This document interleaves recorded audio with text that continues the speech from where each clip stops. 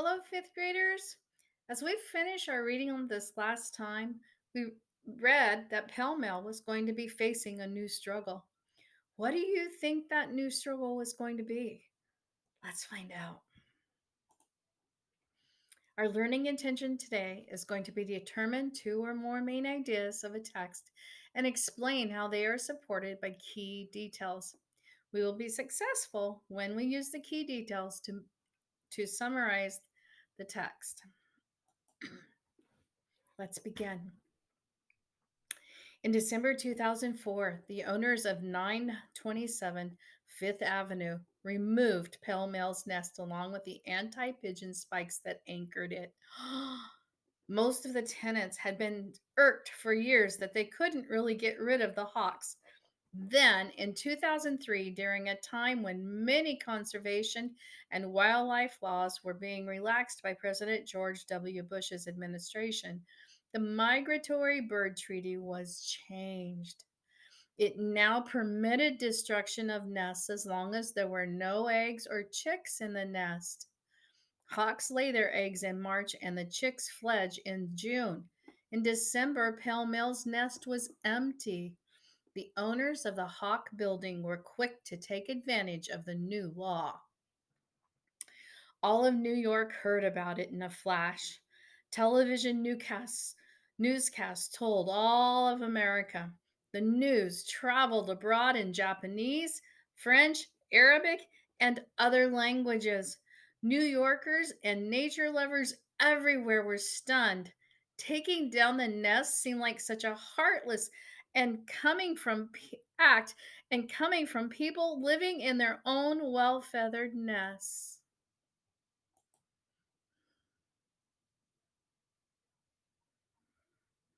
Oh my, Pale Mill's nest has been removed again.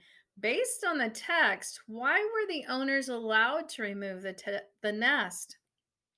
That's right, there weren't any chicks in it, and the laws said that the penalties had been relaxed, and so the laws allowed them to remove Pale Mill's nest.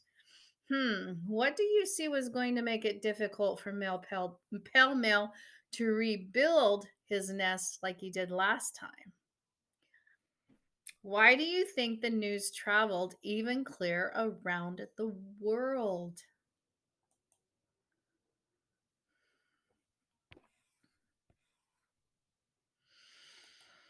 Hmm. The dedicated bird watchers and the Audubon Society immediately organized protests across Fifth Avenue from the Hawk building. Every day, more and more people joined the chorus chanting, "Bring back the nest! Bring back the spikes! Shame! Shame!" Protesters dressed as birds urged cars on Fifth Avenue to honk for hawks. Taxis, cars, and city buses honked. Trucks let out ear piercing blasts of their air horns. Even fire trucks let loose their sirens. Pale Mail circled high above the protesters, silently watching.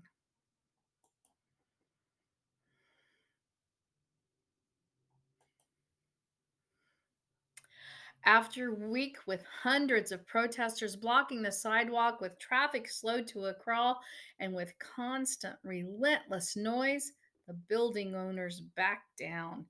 The publicity had been terrible for them. The Audubon Society and the U.S. Fish and Wildlife Service finally persuaded the owners to reinstall the anti pigeon spikes and to construct an apron or cradle below the nest to catch the hawk's garbage. The hawks kept a wary eye on the ledge until the spikes and apron were installed and the workers' scaffolding was finally removed. Within minutes, the hawk couple began bringing new twigs to the ledge. They would rebuild their home and start over again. So, how was this challenge or problem solved? What were the steps it took for this to happen? That's right. First, the people of New York began protesting, didn't they? And then the Audubon Society and the U.S. Fish and Wildlife Service persuaded the owners to reinstall the spikes. I also think all of the noise probably helped too, because those people living in those apartments did not like that noise. But what else happened that was different than before? That's right. This time, they not only installed the spikes, but they also installed something to collect the messes that the hawks made so that people would not have to step in it or avoid it when they walked along the sidewalk. How do you think the owners of the apartment building felt about making these changes? And why do you think that? Okay, let's read on. The red tailed hawks had brought great joy to the people of New York, and now the people of New York returned the favor. The hawks were welcome to stay at 927 Fifth Avenue as long as they wanted. They were true blue New Yorkers, tough, resourceful, and determined to make it in the city.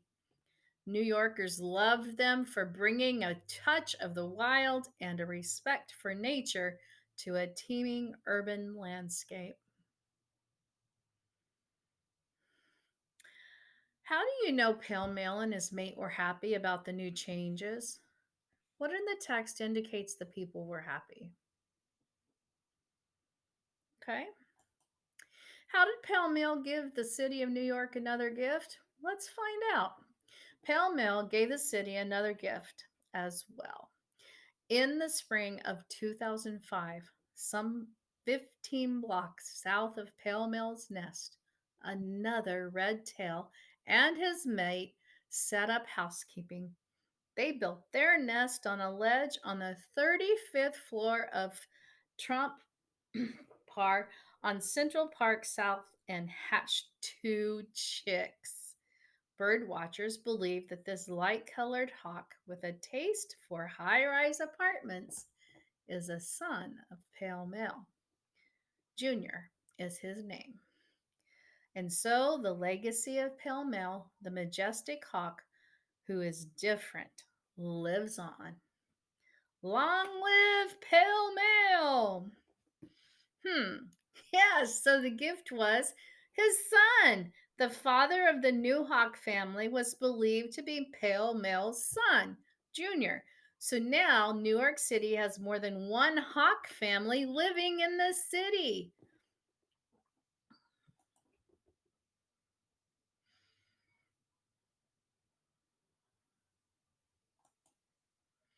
All right, so let's discuss the problems and how they were solved. When it seemed the laws to protect the hawks was not being enforced, the building owners removed the hawk's nest. That was a problem. As well as they removed the spikes, remember? And Pale Mill had used the spikes to make his nest strong. Let's go on. The solution for that was the people protested. They let the owners know they weren't happy about what happened, and they were upset that nothing was being done. Hmm. Well, let's figure out what happened. The next thing happened was because of the protests, there was noise and it blocked traffic and it upset the people in the apartment building.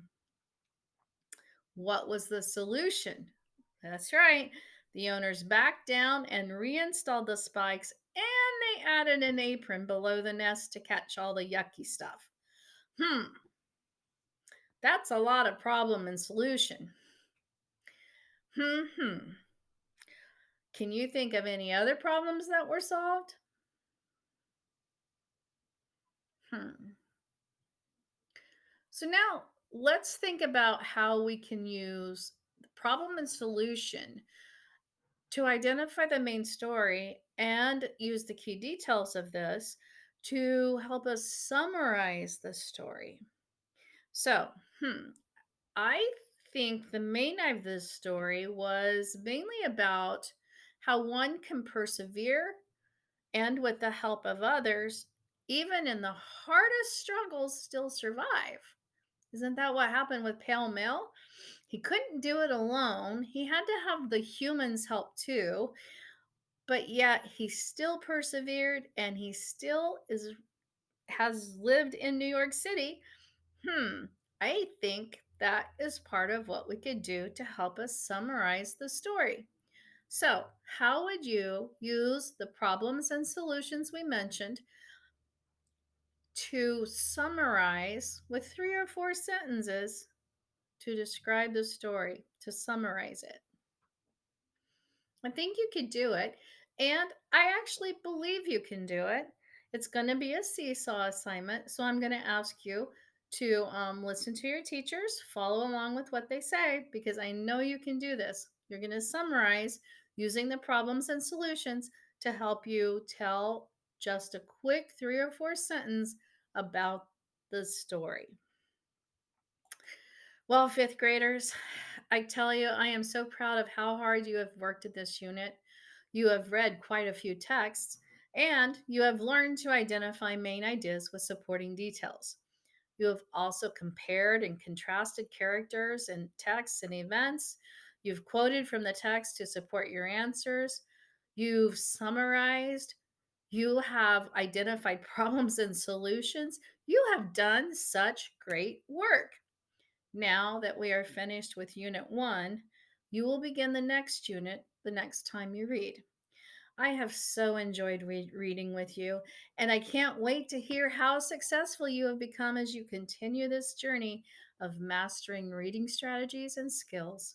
I believe in you. You can do this.